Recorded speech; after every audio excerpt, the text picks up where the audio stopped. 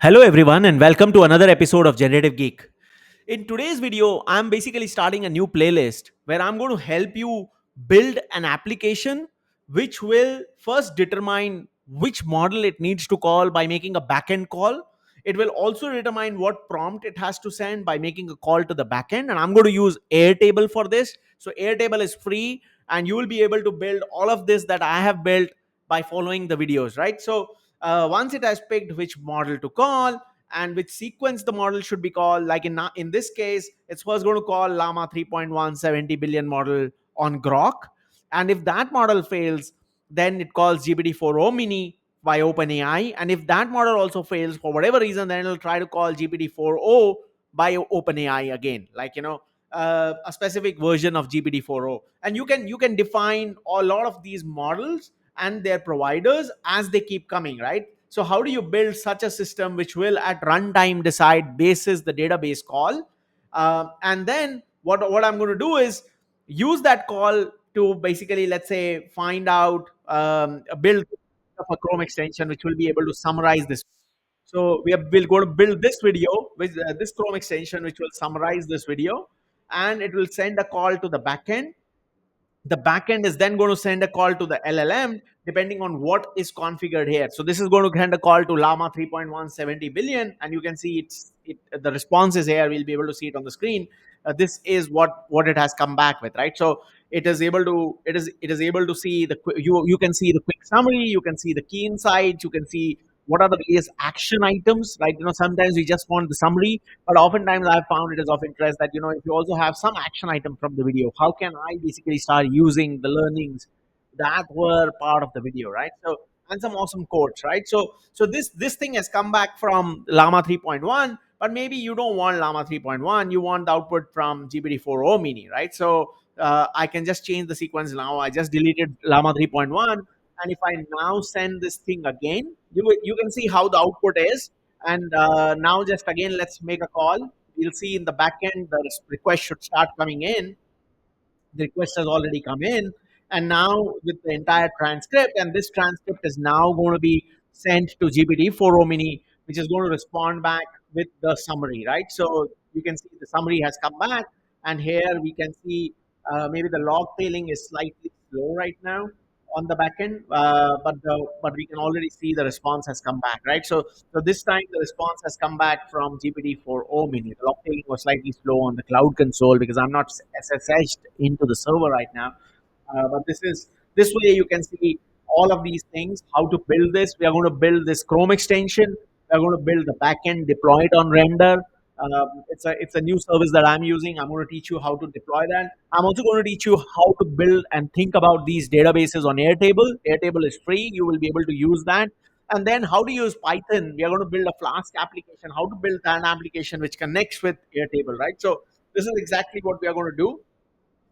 We are going to build a Flask application which will make a call, Chrome extension, which will make a call to the Flask application, which is going to fetch stuff from Airtable and then send it to relevant LLMs. And basis an application can have different sections. Maybe you have a section where you want tweets to be prepared, right? Basis whatever content is there, and there's another section where you want entire transcript for a story to be written. So in both of these cases, you want different models and different prompts. You will be able to set those kind of things, right? So that's what we have done. We have an application and we have a section, right? And for each section, you can have different models and you can have different prompts, right? Hey, like for this, I have this prompt, right? So the Chrome extension has this prompt where we have a quick summary, we have key insight, we have action items, we have awesome quotes. This is what we have asked the model to output, and we can see the model also outputting that, right? So and generally what happens is, just to give you some more context, generally what happens is we have an input, we have a prompt, and we have then that prompt sent to the LLM. And most of the times all of these things are hard coded, right? You have that written in your application, and maybe even if it is a file that doesn't require a release, it's still saved in some sort of file kind of a manner. For all your hobby projects you would have done that. But for cases where you have production grade deployments, you don't want to depend on releases or on files.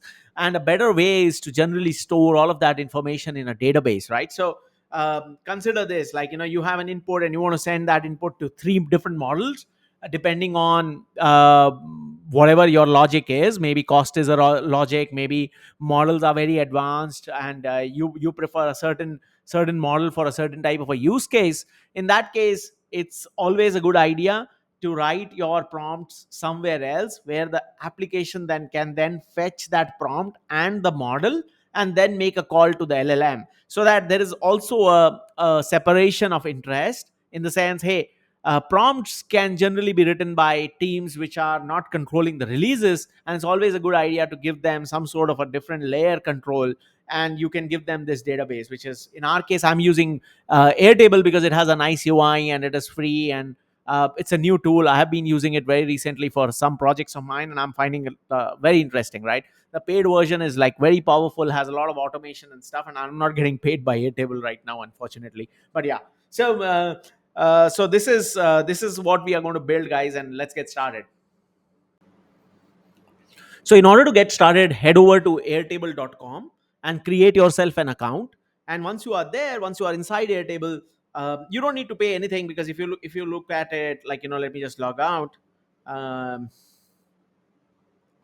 and if you go to the pricing and stuff, it's free for a lot of use cases, right? So you can have up to 1,000 records per base, up to 5 editors, that's like 5 people, 1 GB of attachments, 100 automation runs, interface designer, unlimited bases. So free itself is very, very powerful. So you can try for free. You can create a login for yourself. Once you have created a login, sign in. And once you have also signed in, what we are going to do is we are going to start with creating a new base. Airtable is like, they call this create a base. So we are going to, you once you are logged in, click on this create button, and it'll ask you if you want to start with an app or you want to start from scratch. I'm going to start from scratch. So I'll click here, start from scratch. Please select a workspace, Generative Geek, start from scratch. And once you are here, you have an option. If you have Google Sheets or CSV or Excel, you can come in and, think of it, Airtable, as more like a very powerful sheets kind of a system, where you can do a lot of stuff with automations, right? So I'm not starting with any data right now. You can name your thing. You can say, hey, what is it that you want to call it? I will call it um, prompt underscore model underscore base, um, and I'll call it demo. That's my way of recognizing that this is the base I made for Generative Geek demo. Once you have this, then basically all I want to do is come here and pick a color. Maybe, we'll pick a color. You want to pick any icon, you can do that. I'm going to skip all of that for now. Once my color and my base is now named, and we are now going to create tables, right? So I'm first going to create a table. I'm going to call it prompts. So my table is going to get called prompts, and we'll have fields here. The first one we are going to call a system prompt. uh, so I'm going to change this, come here, edit, call it system prompt, and let it be a long text field. I'm going to press save. Next, I'm going to have here a user prompt. Again, a long text, press save. I don't need the assignee thing, so I'm just going to delete this field. I don't even need the status field, so I'm going to delete that as well. Next, what I'm going to do is I'll have like a created time field, and I'm going to give it, I'll leave the defaults. Um, Next, I'll have the modified time field. These are the kind of fields I really usually keep. Um, Next, I like to keep the record ID. So, and this is a formula field. So I'm going to come here, say formula, and you start typing in record, and it says record underscore ID. That's like the unique ID that Airtable gives to each field. So I'm going to say record underscore ID, and I don't need to see this field. So I'm just going to hide this field, right? So I'm going to hide this field. Now that this field is hidden, what we'll also do is I'll come back and say maybe a new field called a prompt ID, which will be like my ID field, right? It's more like a auto number field. So they have something called as an auto number, which is an automatically incrementing number. And in Airtable, what happens is any field that is on the extreme left becomes like the primary field, right? So I'm just going to change prompt ID to become the primary field, and I can then now shorten it, right? So I have, and I'm going to delete these two extra records, right? So for now, so now here we can come in and put whatever system prompt we want. I can say, hey, you know what, you are an expert at. Let me just take the prompt from my other demo and bring it here. So you are an expert at creating comprehensive summary from given text, and this can be anything that you want, right? This can be. It's generally a good idea to give some role and some rules basically to the LLM, saying, hey, this is how you need to behave, and this is what you need to behave as. And next, I'm going to bring my user prompt, right? So what I'm doing is, in the user prompt, I'm saying, hey, provided below is a transcript of a video that needs to be summarized. You're not going to stop at the summary alone, but also generating insights and action items. Your output should include following sections: quick summary. This section should have a quick summary of the text. Do not use any emojis. This should not be more than 7 sentences. Key insights. This should also be a numbered list with insights that you can gather. Your insight should be useful and derived basis deep thought that you have given to the text. You can use emojis. Action items. Numbered list of any action items you can propose basis the text, or some quotes. Numbered list of any quotes from the transcript that caught your attention. For each of the numbered or bullet list, use UL or OL with LI as the case in your output. Headings for each section should be in markdown style with hash indicating a heading. The reason I'm asking it to do this is because, when we build the Chrome extension and we want the output to be shown in a certain way, it'll be a good thing if this is already coming in some kind of an HTML. Yeah. So our prompt is done. Next, what we want is, I'll start from scratch, and we're going to call this models, or this table models. And this is where what we are going to do is, again, for the models field, what we really need is a name. We don't need any notes as such. What we need is a provider. So provider, and we can make it a choice field, right? So we can say, hey, you know what, single select who is the provider, and you can say OpenAI, Grok, Anthropic, you can say Perplexity, depending on what all options you want. This who is the who what all models you want to integrate. This list can keep going on. And then you can have a field called is active, which basically says, hey, whether the model is actually active or not, right? So checkbox, and the default is unselected. And then again, the same thing, created and modified. I'm just going to delete this field and add new field, right? So created time, modified time. I generally have had this practice of keeping created by, updated by, created at, updated at kind of fields. These four fields I have generally had. I'm not going with created by and modified by right now, but it's always a good idea if you have like a multi-user kind of a system, which most of the systems are, to have this kind of field, right? So now what we'll do is, we'll come back to OpenAI, and we are going to say model names, right? So we are going to say OpenAI model names, and that should throw some screen where I should be able to see all the model names, right? So I'm going to say, hey, GPT-4o, and you can see latest snapshot that supports structured output. So I'm just going to copy this name, and this is the name that we are going to use, right? So this is the name. So I'm going to say, hey, model name is this, and I'm just going to say the provider is OpenAI. It is active.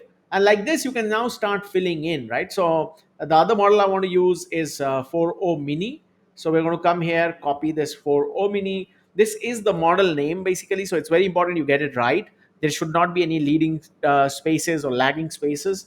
I'll stop here, and then maybe we can have Perplexity if you want, or maybe let's go to Grok, right? So Grok is free, so it's usually I have started using it a lot, and I'm going to say, hey, this is the 405B model, so I'm going to say, hey, 405B model, Grok, and let's say Llama 3.170B versatile model, right? So again, by Grok.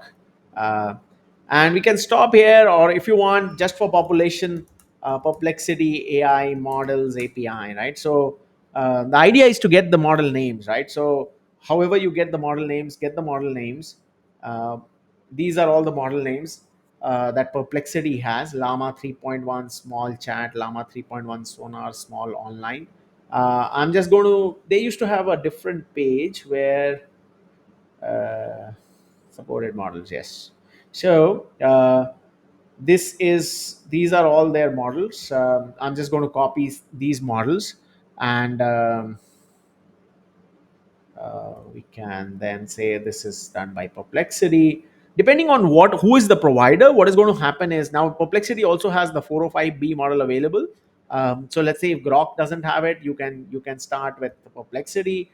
Obviously you will need the keys for all of these things because these are API calls, so you will need keys. Let me show you in a later video, like, when we start demoing this thing, how to actually go out and make these different calls, right? So we'll be coding all of that.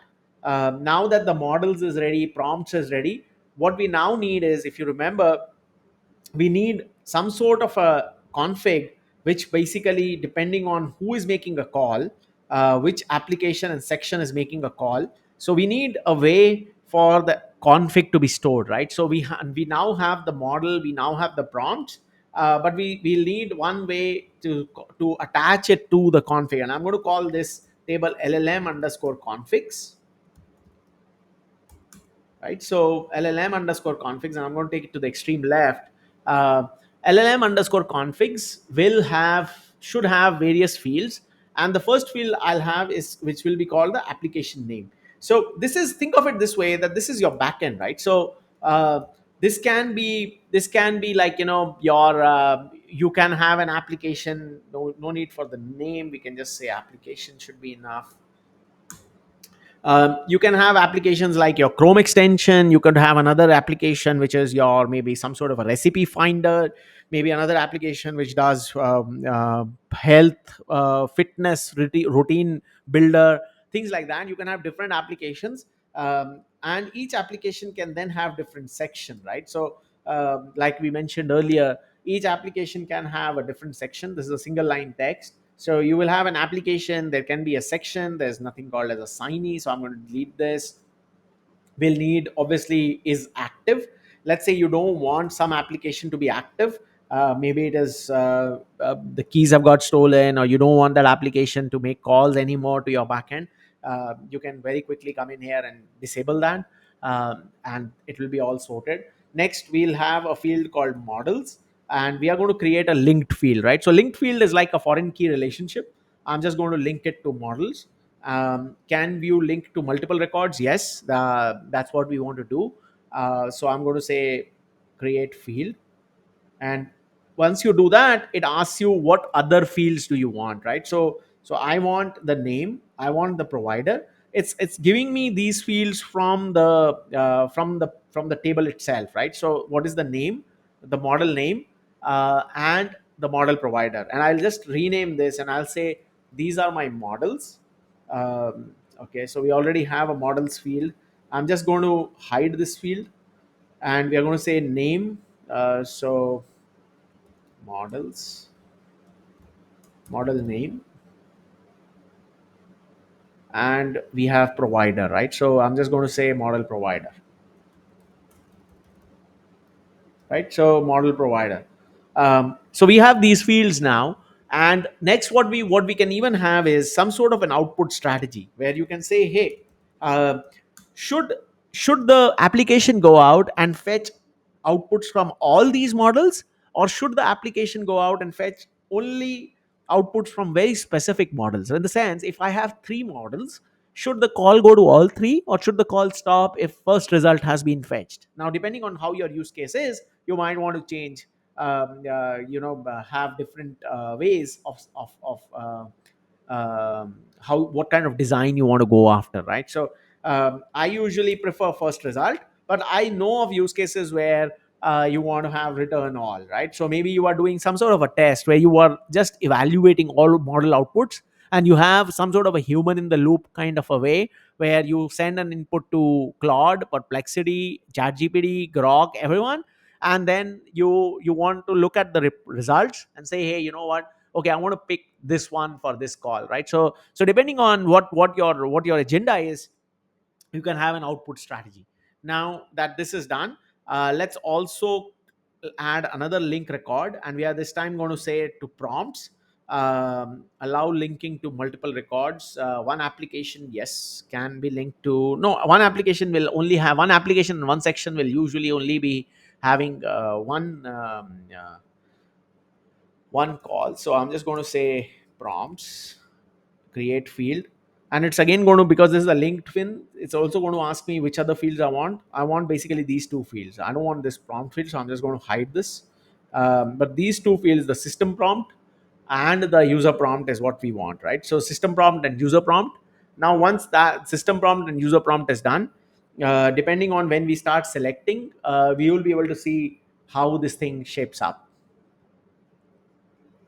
Let's add another field now called configuration ID.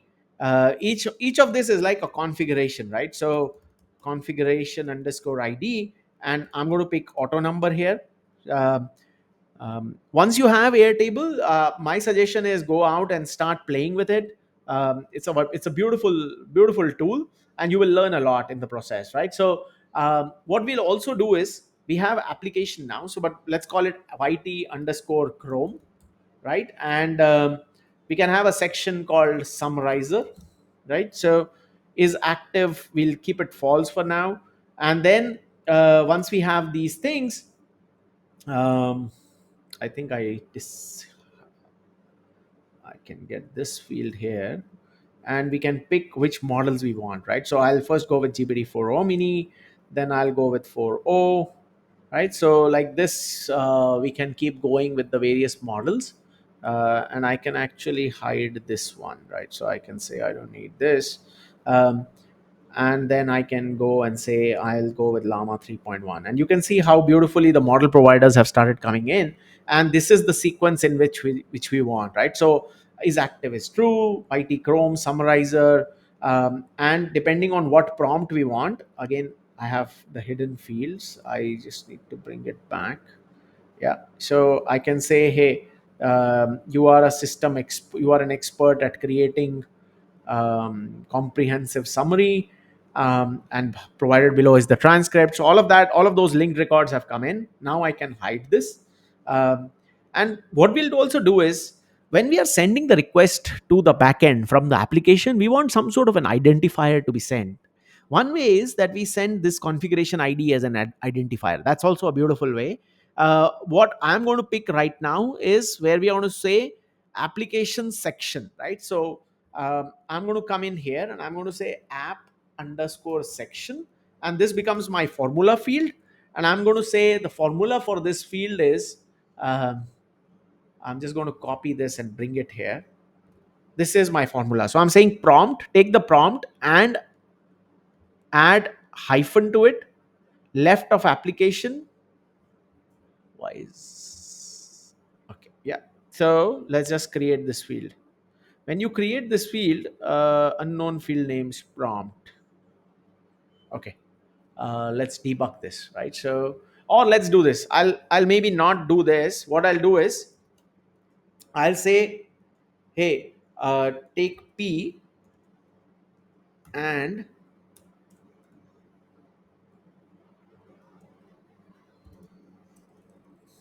take configuration ID. Or let's do this, guys. Go to Perplexity. I also don't know so much of Airtable. You are an expert at Airtable formulas. I have a table where I have a field called configuration underscore ID. I want you to give me a formula where I want the final result to be P underscore P plus P concatenated with underscore concatenated with configuration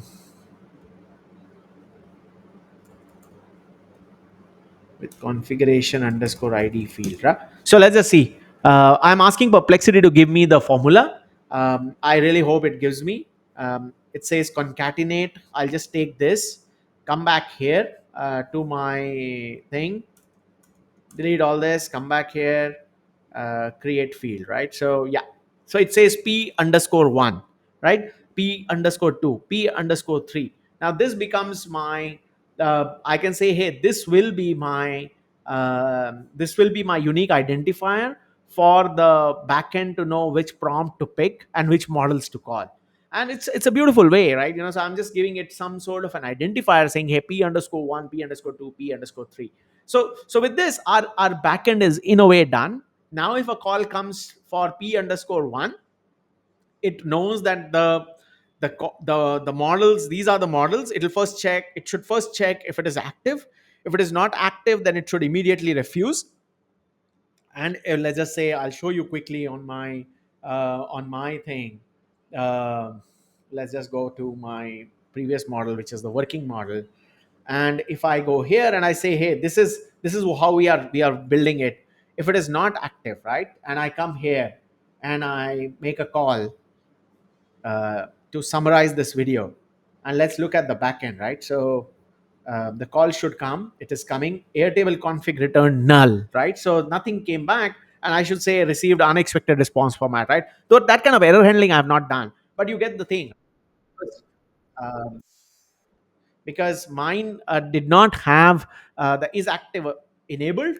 It was refusing, right? So now I have just enabled it, and now again let's make a call, right? So I've again sent a call. Let's look at the backend. The call has started come in, and the transcript is here. um, we should probably have had the output already, right? So not yet, but yeah, now it is there, right? So look at this, right?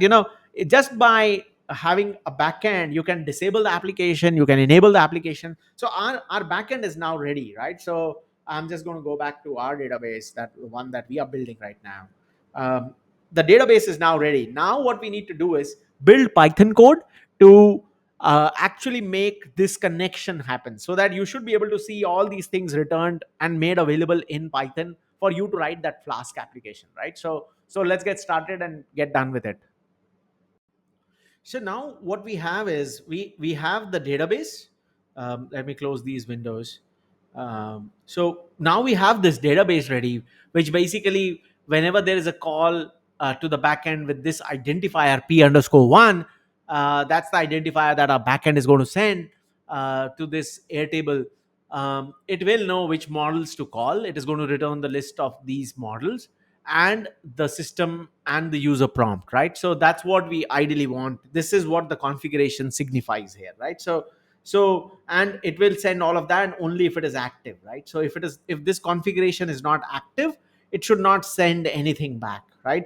So the way to do it is, what I'm going to do is, there's one way where we can just go out, start writing the code ourselves. The other way is, I'm going to make the AI write the code, right? So I want the AI to be my tech intern, and I'm going to guide the tech intern towards an output, right? And I'm going to continuously validate if the output is in the right direction. If not, I'm going to give the AI instructions of how to think about it, right? So I'm going to say, hey, I want you to act as a Python and an Airtable expert, and help me with an app that I'm trying to build, right?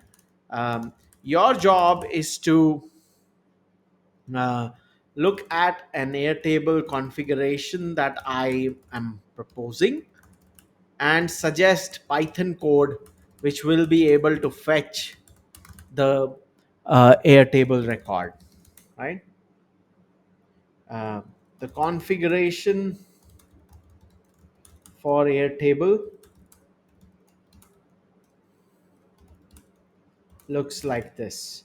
And what I'm going to do is, instead of typing out the configuration, I'm just going to first expand these row titles so that it can see uh,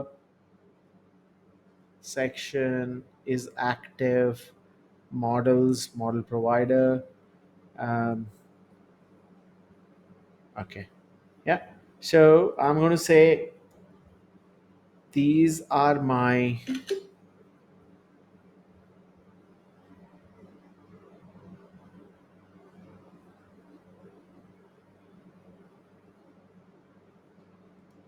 these are my I'm going to say, these are my I'm going to give these screenshots, right? So let's see.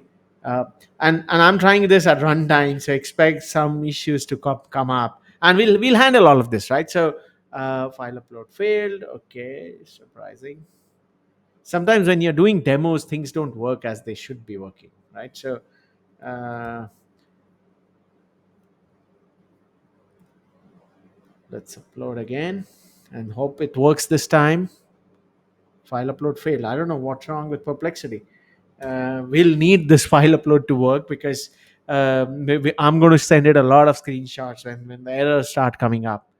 The configuration for Airtable looks like this. There is a table called llm underscore configs in my base. Um, it has following rows, following columns. Yeah. So it has following columns.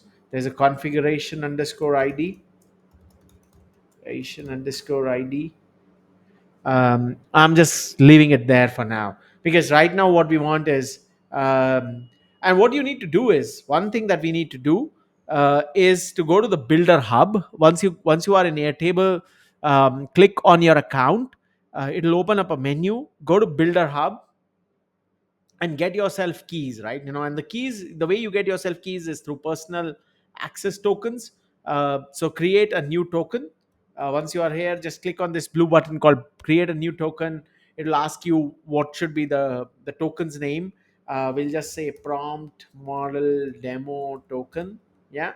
You can add a scope. The scopes that we need are data.records read, we need the data records write, and we need a schema read. Yeah, so these are the three scopes we need. Then you should give it access to some base. My only one base is what I recommend, so that there is no leakage. I We have given it the access to the prompt model based demo, and you create the token. This token will come up, click on it, copy, save it somewhere, right? So I'm just opening Colab for now, because I'm going to use Colab to make the call. But when we start building the app, we are going to make use of Visual Studio Code. Uh, so the Colab notebook is probably coming up, and I don't know which account it is using. So once this thing comes up, we're going to come here, add a new key. Okay, I'm going to call it Airtable underscore API underscore key, and I'm going to paste the value here and give this key access of for the notebook, right? So and I'm going to give this a name, Airtable underscore Python dot underscore demo dot IPYNB. Yeah. Now let's come back to Perplexity, right? So it's saying, hey, this is what you need. Okay, if this is what I need, um, can it is asking me to make a call to some plain URL. Instead of that, let me ask it, is there an Airtable a library that I could use, that we could use, instead of making raw UR HTTP calls? Yeah. So because if there is a library and it's maintained well, there we'll probably get access to several methods. Otherwise we'll have to write a lot of methods ourselves. uh, and it probably has found something. There's a library called Airtable. So this is how you need to go about when you are making a call, or you are asking Perplexity to do something for you. So pip install Airtable. I'm going to come here, say pip install Airtable, run this command. While it's running, come back here, and then just load this thing, right? So um, it says API key is your API key. We need a base ID and we need a table name, right? So table name is LLM configs, but the base ID, in order to get the base ID, what you need to do is, when you are in your base, right? When you open Airtable, you go to the base. Once you are in the base, come to this help section, right? Or otherwise, this is the base ID, right? This URL, this is the base ID. But let's say if you are still having trouble, come to help, come to the API documentation. This is the last menu item as of today. Come to the API documentation, click on it, and when this API documentation loads, right, so it will have the ID of this base, right? So it has app appx and it ends with CRS.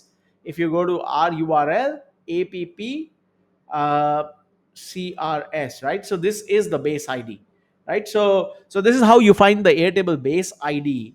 Now the Airtable API key, I'm going to come here. I know that I have, it's Airtable underscore API underscore key. We'll come here. Uh, Oops, sorry. I'm going to take import it from Google Colab, right? So I'm going to say API underscore key is equal to user data. Sorry, API underscore key is user data, and my key name is Airtable underscore API underscore key. Yeah, base ID we just saw is this, right? So I'm going to come here, copy my base ID, and with this now my key is, in a way, my connection should happen. Like, if I press this, something should come back, right? So let's see what comes back. We can see, section is summarizer, models, again some record IDs are coming, configuration ID is one, P is active, prompt, something is coming, model provider, we have a list, model name. Again, if you look at it, if this was a map, right, GPT-4 Mini provider is OpenAI, GPT-4 provider is OpenAI, uh, Llama 3.1 provider is Perplexity, user prompt, system prompt, all of that is coming, app section is also there, right? So we have been successful in making a call to the Airtable. Now this, in today's video, I just wanted to give you a sense of how to get started. This is the first video. The second video will have the Flask application now getting built, where we are going to make extensive use of this thing. um, and we are not just going to stop here. We're basically going to have search records, so we are going to search this record right now. um, or let's just write that function as well, right? So let's say it has this. Now I want you to write a search records function. This is the logic I want you to implement. For you will be sent, the name of the key is, the name of the column is app underscore section. So I'm going to say you will be sent a value for app underscore section. You should check if is active is set to true slash one. You should then, if then return the values for the row. If you do not find a row, you should return null, right? So let's see what app Perplexity writes. I'm asking it to write a search records kind of a function. That search records function should check for the app section value, and if is active is set to true, and if it is, then it should just give me the records. Otherwise it should not give me anything, right? So let's just copy this again, come back to my Chrome, um, and I'm just going to delete all of this because these things are already imported. Def search records, it takes app section, base ID, table name, records is table.all for records, app section is active in true. Okay. Table is this, tables.all. Okay. For records, I, okay, let's just app section to search sample section. No, I don't want it to search sample section. I want it to search, open the base, uh, I want it to search for p underscore one, right? So my thing is called p underscore one. Now let's just run this and see what comes back, right? So we can see a lot of the record output came back. Now let's just quickly say is active is not set to true, right? So now let's see what comes back, right? And we got the none, right? So you can see that our search records is also now ready. All we have to now do is put it in the Flask application, and we should be through, right? So our Flask application will quickly start making calls to Airtable. But that's part of the second video that I'm releasing tomorrow. So keep an eye for it. Thank you. I hope you really learned something new today. We are not yet done. This is a long project, in the sense this project has several pieces. Today I've demoed to you how you can have an application section and look up prompts and models at runtime, I can even change this in the backend. Now, let me just quickly demonstrate how you can change this. Let's say you don't want to call any of these models. You want to call the small sonar thing, and then you want to call the 70B versatile, and you want to call maybe 4 mini, right? So let's say this is the thing, and is active is true. Now when you make a call, that's what you should see, right? So I'm just going to copy this. This is my output from Airtable, uh, right? So can you list the model? What is the table, what is the row called? Models and model provider, right? Can you list the models and model provider? It's a map of sorts, where first item in the list is a model, and the first item in model provider is the provider for that model. Let's see what it comes back with, right? So I've given it the structure. So treat it more like an intern, guys, right? When you treat it like an intern, you are giving it some instruction with more details, and then it basically comes back, right? So sample output models is this Airtable underscore output. Okay, now let's just take this, come here. I'm not going to use any of this. I'm going to say result.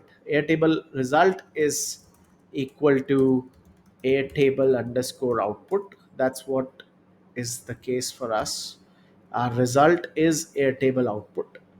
Sorry, our Airtable output is result. And then let's see what comes back, right? So last time we ran, this is how it was. Now let's run this again,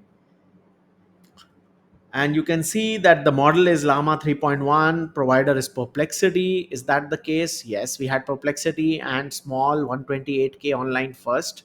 Then we have 70B versatile with provider as Grok. Yes. And then we have GPT-4 Mini. Now this becomes like, this is your foundation.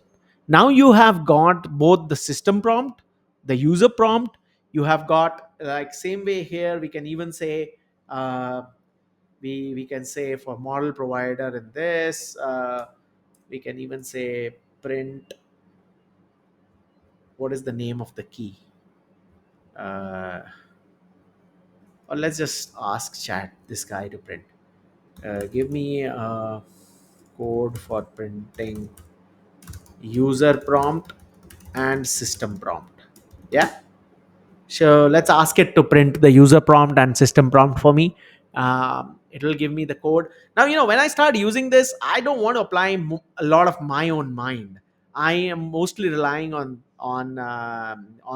Perplexity now to give me the right outputs, right? So it's taking a little while. I don't know why, but okay. All we have to do is, I maybe I'm feeling a little lazy. All I have to do is find this key in the dictionary, and we should be good, right? So results, this is my key, right? So result is not defined, maybe it is result.